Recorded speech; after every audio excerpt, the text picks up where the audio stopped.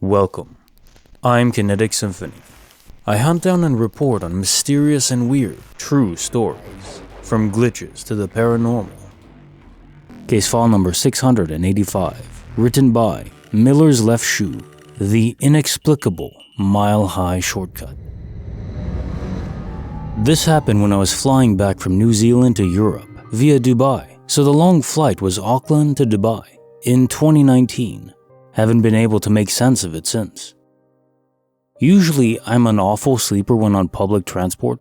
I'd been on long flights and bus rides before, and I never managed to shut an eyelid for longer than a few minutes. I'd wake up constantly in between because something was hurting, itching, I had to pee, etc. On my way to New Zealand, I slept for maybe 4 hours with a lot of waking up in between. It wasn't jet lag either, because this was the first half of the flight. There was nothing to be jet lagged about yet. So anyway, I was sitting next to this nice lady from Yorkshire who was considering moving to New Zealand for retirement. We shared life stories, spent quite a bit talking at the airport, where we'd met through coincidence, not knowing we'd sit next to each other. And when I decided to lean to the wall and listen to some music, the flight monitor told me there's 15 hours and 39 minutes to go. I put on my headphones, leaned back, closed my eyes, listened to around 3 songs, opened my eyes again, and suddenly the flight monitor was saying 5 hours and 30 minutes to go. It wasn't a monitor glitch, it really was only 5 more hours until we landed in Dubai. But I can't sleep for 10 hours. The lady next to me was in the same pose she'd been in before. I wasn't in a comfortable enough position to have slept. My phone was playing the same song it had been, at the same second mark.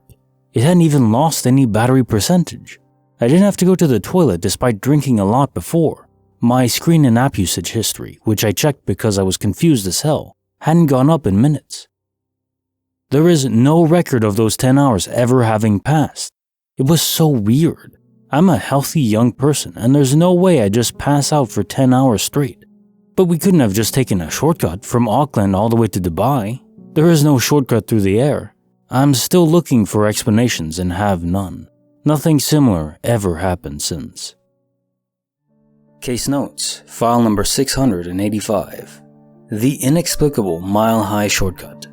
So glitches in the sky are just exciting to me. I always loved planes, even though I didn't fly too much in my life, only once or twice. But then you combine that with the time glitch, which are one of my favorites. We're off to the moon. I do wonder though, the woman next to you, did she perceive a time glitch too?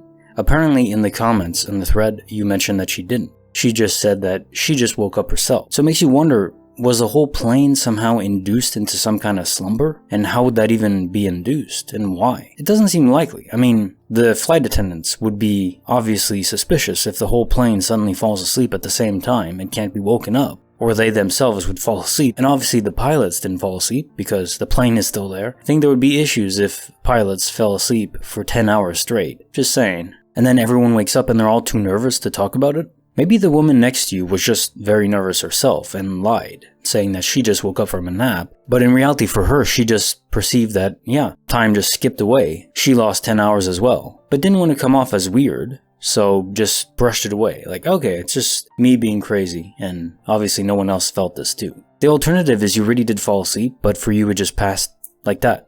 That happened to me one other time in my life. I was going to lay down, rested my head, closed my eyes, and in just a blink, a flash, it was 9 hours later. It was the most unsettling of feelings. It felt like this isn't how reality works. For me, normally it takes at least 20 minutes to fall asleep, maybe 30, depending on how tired I am. To be able to fall asleep instantly and have it feel like it's only a second, that's a superpower. I want that.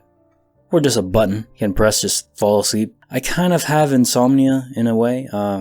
Not really. I can fall asleep, I never want to go to bed. Although when I'm sleeping, then I never want to wake up, so I don't know what's going on.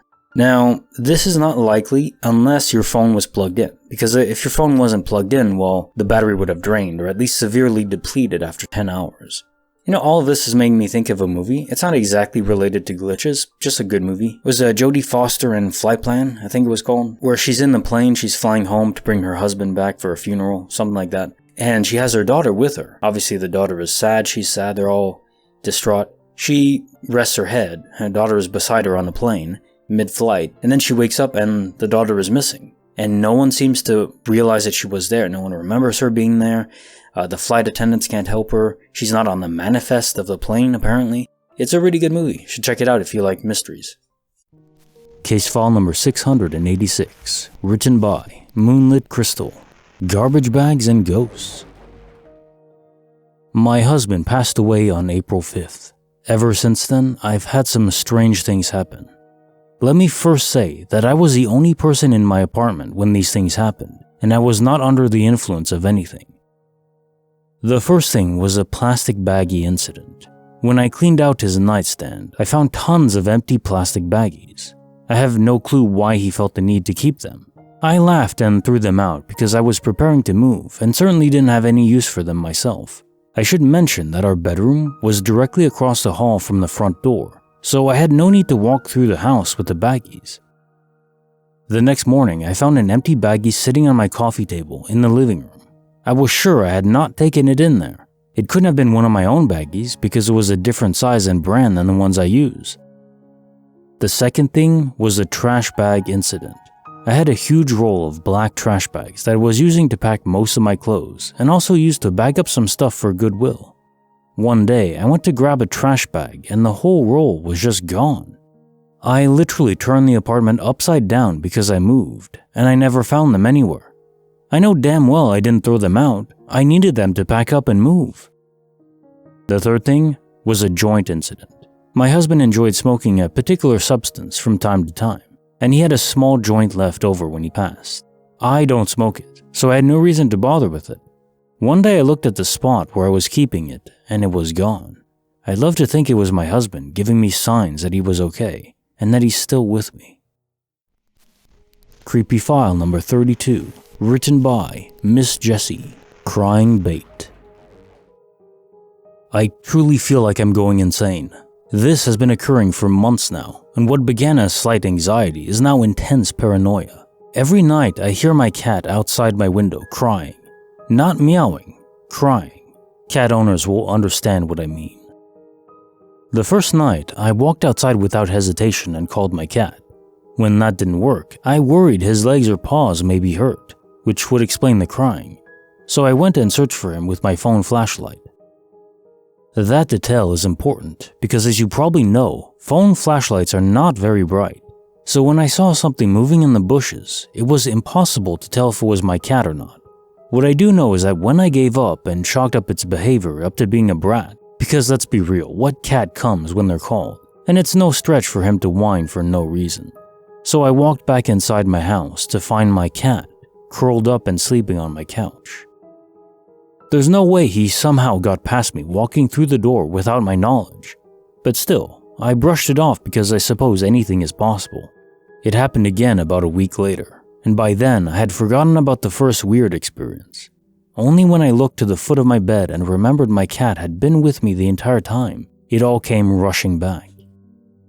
I'm the girl who makes fun of horror movie characters for being stupid, so when I sauntered outside in morbid curiosity, let me honestly tell you I have never retrospectively hated myself more. I went to my window and the crying was so clear it had to be coming from within a few feet, but I didn't see anything. Which was strange because I definitely saw something the first night. It was around this time that the creepiness of it all hit me, and I all but ran back inside.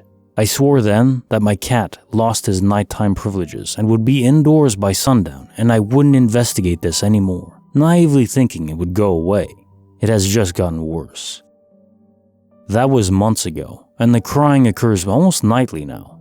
Barring a couple nights of feline rebellion, I've been vigilant about keeping him indoors at night, so I know for a fact that whatever I'm hearing is not my cat. It just sounds so realistic.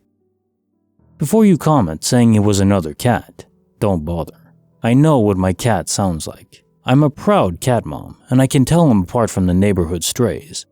I'm familiar with being cautious of baby cries outside your door at night because predators have been known to record them and bait women, essentially weaponizing their maternal instinct. But who does that with a cat?